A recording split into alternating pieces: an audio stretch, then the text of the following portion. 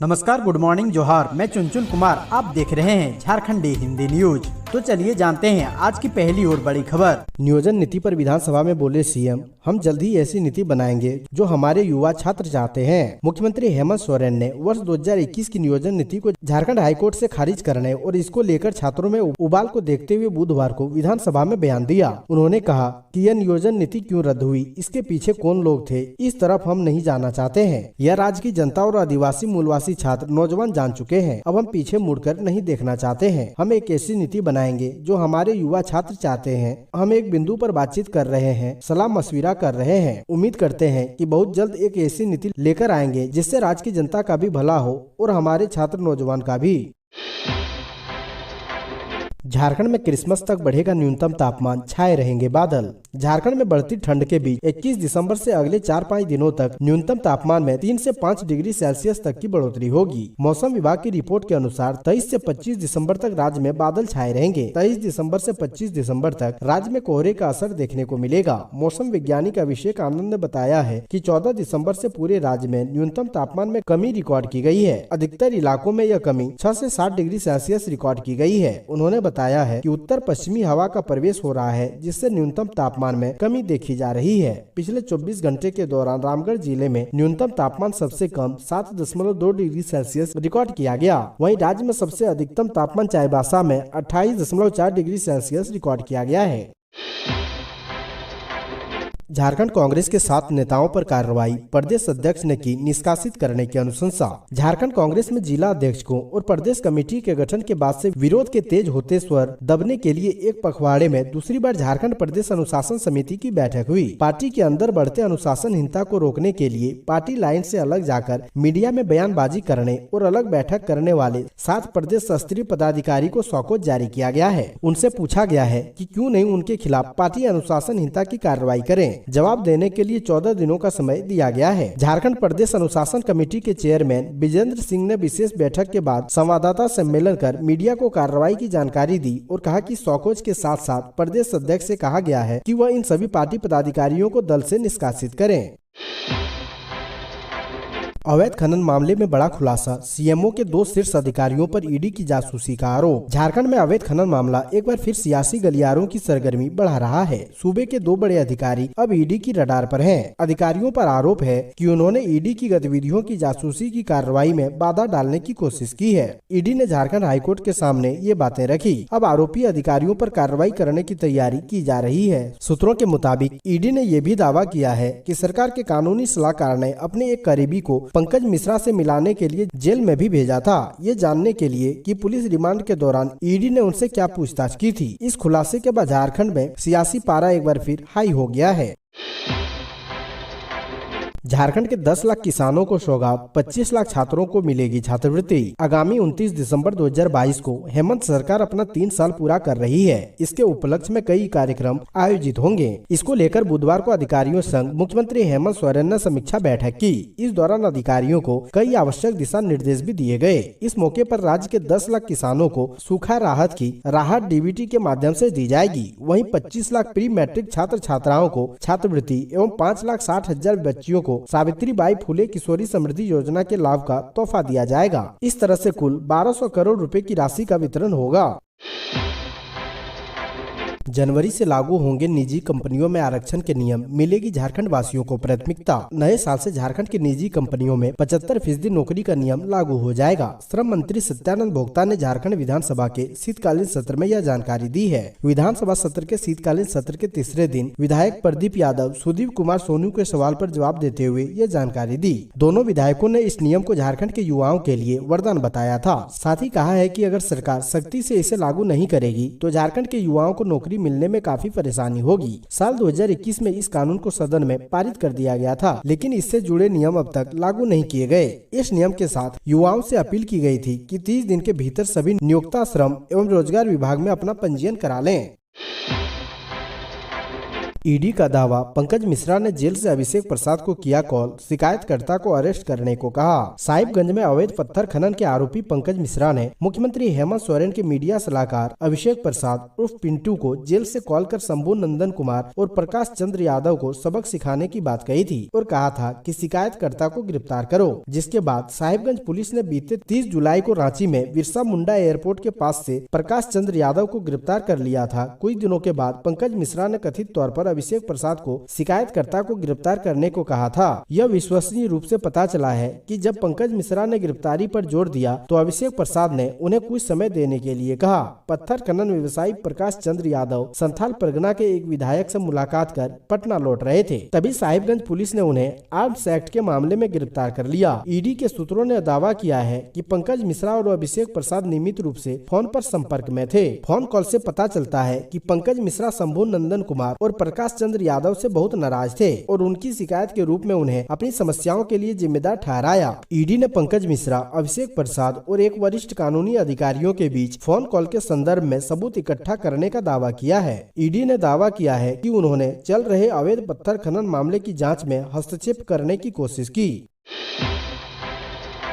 नौजवानों के साथ मिलकर निकालेंगे नियोजन का रास्ता, सदन में बोले सीएम। केंद्र के कारण राज्यों पर बढ़ा दबाव। झारखंड हाईकोर्ट से नियोजन नीति 2021 रद्द होने के बाद राज्य के युवाओं में आक्रोश है। इसका असर सदन के भीतर और बाहर भी दिखा। आलम यह था कि बड़ी संख्या में छात्र सदन घेरने के लिए रांची के जगन्नाथ मंदिर के आसपास पहुंच गए थे। सदन में इस मसले पर विपक्ष के हमलावर होने पर विधायक प्रदीप यादव और विनोद कुमार सिंह ने राज्य में फैले भ्रम पर विराम लगाने के लिए सीएम हेमंत सोरेन से पक्ष रखने की गुजारिश की। इस पर मुख्यमंत्री ने सदन के जरिए युवाओं को भरोसा दिलाया कि इस विकट घड़ी में सरकार उनके साथ खड़ी है। उन्होंने कहा कि नौजवान जो चाहेंगे उसी निर्णय के साथ रास्ता निकालेंगे।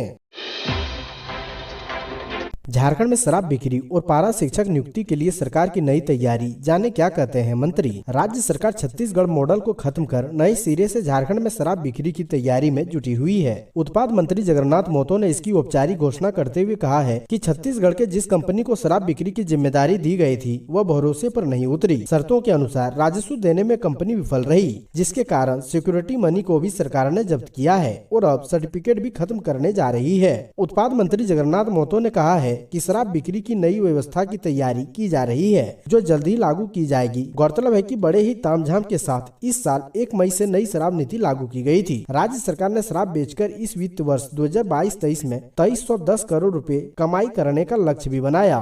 इस लक्ष्य को पाने के लिए शराब बिक्री की पुरानी व्यवस्था को समाप्त कर निजी हाथों के जरिए शराब बेचने का निर्णय लिया गया, लेकिन जिस एजेंसी पर सरकार ने राजस्व इकट्ठा करने का भरोसा जताया वो असफल रहा। झारखंड विधानसभा का शीतकालीन सत्र, सदन में राज्य के आंदोलनकारियों को स्वतंत्रता सेनानी का दर्जा देने की उठी मांग। झारखंड विधानसभा के शीतकालीन सत्र का तीसरा दिन भी हंगामा भरा रहा। इस दौरान आजसू विधायक सुदेश महतो ने झारखंड अलग राज्य बनने वाले आंदोलनकारियों को स्वतंत्रता सेनानी का दर्जा देने की मांग सदन से की। झारखंड विधानसभा के शीतकालीन सत्र के दौरान राज्य के आंदोलनकारियों के लिए मांग सदन में छाई रही। बुधवार को शीतकालीन सत्र के तीसरे दिन आजसू विधायक सुदेश महतो ने सदन में अलग राज्य के लिए आंदोलन करने वाले आंदोलनकारियों की सुविधा को काफी कम बताते हुए उन्हें स्वतंत्रता सेनानी का दर्जा देने की मांग की है। सरकार की ओर से इस मांग पर दिए गए जवाब पर नाराजगी जताते हुए सुदेश महतो ने कहा है कि अन्य राज्यों की बात करना कहीं से भी उचित नहीं है। झारखंड के आंदोलनकारियों को जिला दौरे के क्रम में सर्किट हाउस में एक कमरा तक नहीं मिल पाता है। ऐसे में उनके सम्मान का हनन सरकार के पदाधिकारी कर रहे हैं।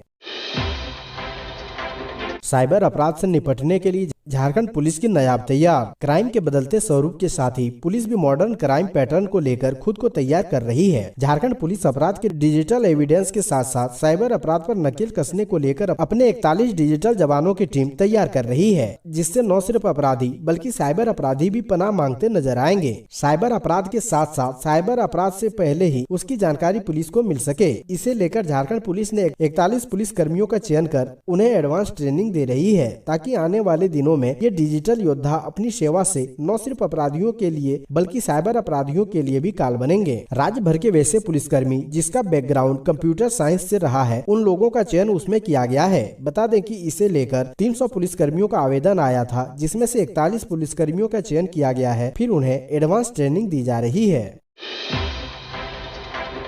विधानसभा के पास छात्रों का जोरदार प्रदर्शन, 15 दिनों में नियोजन नीति बनाकर बहाली प्रक्रिया पूरी करने की मांग। झारखंड हाईकोर्ट ने झारखंड सरकार की नियोजन नीति को रद्द कर दिया है। इसके बाद नियुक्ति प्रक्रिया बंद हो गई है। इसके लिए हेमंत सोरेन सरकार की गलत नीतियों को जिम्मेदार बताते हुए राज्य भर से आए छात्र छात्राओं ने विधानसभा के समक्ष प्रदर्शन किया। पुराने विधानसभा भवन के पास से नए विधानसभा के लिए जुलूस की शक्ल में निकले छात्र छात्राओं को जगन्नाथपुर मंदिर के पास पुलिस कर्मियों ने रोक दिया। इसके बाद वहीं आंदोलित छात्र छात्राएं सड़क पर बैठकर सभा करने लगे। जेएसएससी द्वारा नियुक्ति प्रक्रिया रोक दिए जाने का विरोध करते हुए आंदोलित छात्र छात्राओं ने कहा है कि वह एक के बाद एक डिग्री हासिल करते हैं, समय और पैसे दोनों को लगाते हैं, लेकिन जब नौकरी लेने की बारी आती है तो कोई न कोई कारण बताकर नियुक्ति टाल दी जाती है। ऐसे में अब सरकार 15 दिन के अंदर नई नियोजन नीति लाए और नियुक्ति प्रक्रिया को शुरू करें, अन्यथा राज्य भर के युवा छात्र छात्राएं जोरदार आंदोलन शुरू कर देंगे, क्योंकि कोर्ट के फैसले के बाद नियुक्ति प्रक्रिया रुक जाने से छात्र छात्राएं बेरोजगार हो गए हैं और उन्हें अपना भविष्य अंधकार में दिख रहा है। देवघर एसपी सुभाष चंद्र जाट ने टावर चौक पर ई पेट्रोलिंग की शुरुआत। नए साल में देवघर वासी ले सकेंगे इसका भरपूर लाभ। अब देश के बड़े शहरों की तर्ज पर झारखंड के देवघर पुलिस भी हाईटेक हो रही है। इसी के तहत देवघर में ई पेट्रोलिंग की शुरुआत की गई है। इसके जरिए सभी समूह और प्रत्येक वर्ग के लोगों को ई पेट्रोलिंग का लाभ मिलेगा। देवघर के एसपी सुभाष चंद्र जाट ने शहर के मुख्य स्थान टावर चौक पर इसकी शुरुआत की है। इसके तहत किसी भी समस्या के लिए लोग कंट्रोल रूम से संपर्क कर सकते हैं। इसके बाद ई पेट्रोलिंग द्वारा चंद मिनटों में ही शिकायतकर्ता के आसपास आ जाएगी। इसके लिए शहरी क्षेत्र में 66 जगह ऐसे पॉइंट बनाया गया है जहां पुलिसकर्मी QR कोड के माध्यम से अपनी उपस्थिति लगातार दर्ज करवाते रहेंगे। यह QR कोड डायरेक्ट जिला मुख्यालय से जुड़ा रहेगा। इसके माध्यम से संबंधित पेट्रोलिंग शिकायतकर्ता की जगह के लिए रवाना हो जाएंगे। खासकर महिलाओं को ई पेट्रोलिंग द्वारा विशेष सुरक्षा दिया जाएगा। अगर पेट्रोलिंग के दौरान कोई भी पुलिसकर्मी असंवेदनशील रहेंगे तो उसके ऊपर विभागीय कार्रवाई के तहत कार्रवाई की जाएगी।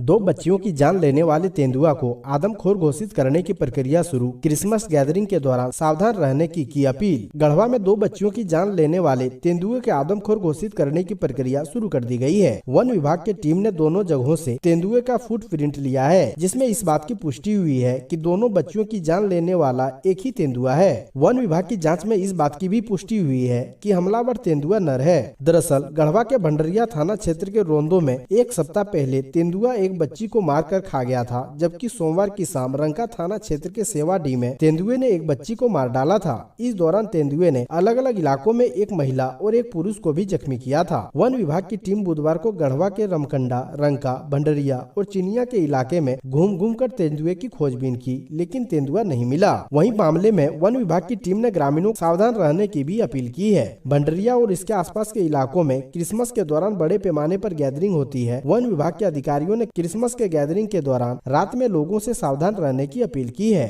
और अनावश्यक रूप से रोड पर नहीं निकलने का भी आग्रह किया गया है।